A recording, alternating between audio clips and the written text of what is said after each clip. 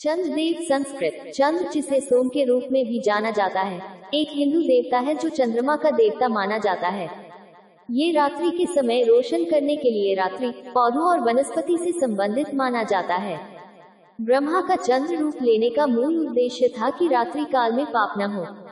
इन्हें नवग्रह, हिंदू धर्म में 9 ग्रह और द्विपाल दिशाओं के पालक में से एक माना जाता है।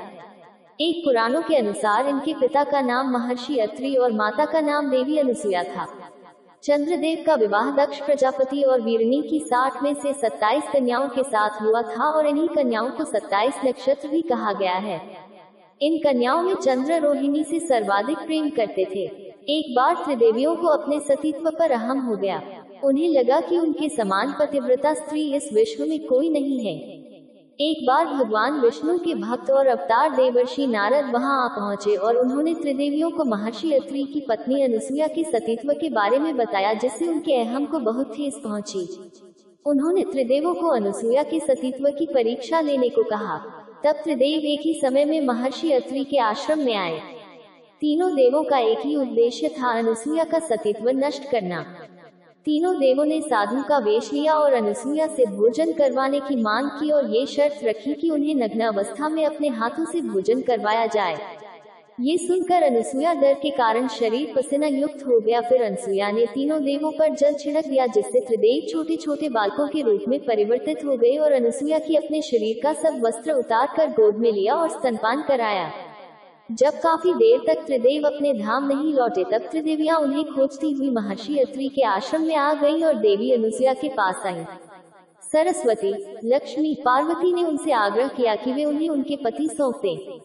अनुसुईया और उनके पति ने तीनों देवियों की बात मान ली, किंतु अनुसुईया ने कहा कि त्रिदेवों ने मेरा स्तनपान किया है, इसलिए किसी न किसी रूप में इन्हें मेरे पास रहना होगा। अनुसुईया की बात मानकर त्रिदेवों ने उनके गर्भ में दत्तात्रेय, दुर्वासा और चंद्रमा रूपी अपने अवतारों को स्थापित कर दिया।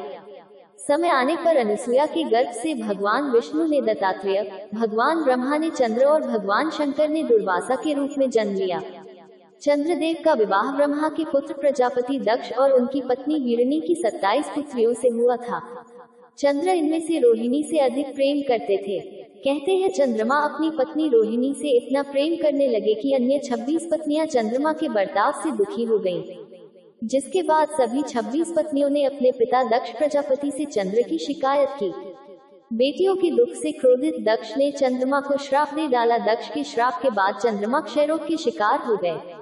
श्राप से ग्रसित होकर चंद्रमा का तेज क्षीण पड़ने लगा। इससे पृथ्वी की वनस्पतियों पर भी बुरा असर पड़ने लगा। गणेश जी द्वारा चंद्र को श्राप संपादित करें। गणेश पुराण में वर्णित एक कथा के अनुसार एक बार भगवान शिव और माता पार्वती ने सभी देवताओं को भोजन पर आमंत्रित किया था।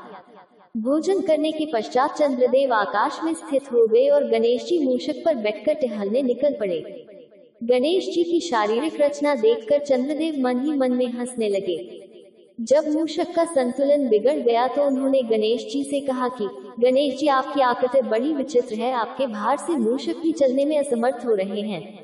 आपके हाथ पांव तो खम्भ जैसे हैं, विशालकाय हाथी का सिर है और आपका पेट तो ऐसा प्रतीत होता है जैसे अन्न का पूरा भंडार हो। आपको देखकर तो मेरी हंसी रूठी नहीं रही। चंद्र की ऐसी बातें सुनकर गणेश जी ने उन्हें अपनी चमक खोने का श्राप दिया। चंद्रदेव ने भगवान विष्णु के कहने पर प्रभास तीर्थ में जाकर 108 बार महामृत्युंजय मंत्र का जप किया तथा भगवान शिव की कृपा से उस श्राप से मुक्ति पाई। आज ये स्थान भगवान शंकर का सोमनाथ ज्योतिर्लिंग कहलाता है। गणेश जी से श्राप मिलने के बाद चंद्रदेव एक सरोवर में जा छुपे थे। गणेश जी को कुछ समय बाद अपनी भूल का एहसास हुआ और वे चंद्रदेव को श्राप मुक्त करने के लिए खोजने लगे। बाद में चंद्रदेव से वे बोले, चंद्रदेव, आपको मैंने एक छोटी सी भूल का बड़ा श्राप देकर बहुत बड़ा अपराध किया है, इसलिए मैं आपको श्राप मुक्त करता हूँ। लेकिन भाद्रपद मास की शुक्ल पक्ष की चतुर्थी को आपके दर्शन करने वाले व्यक्ति को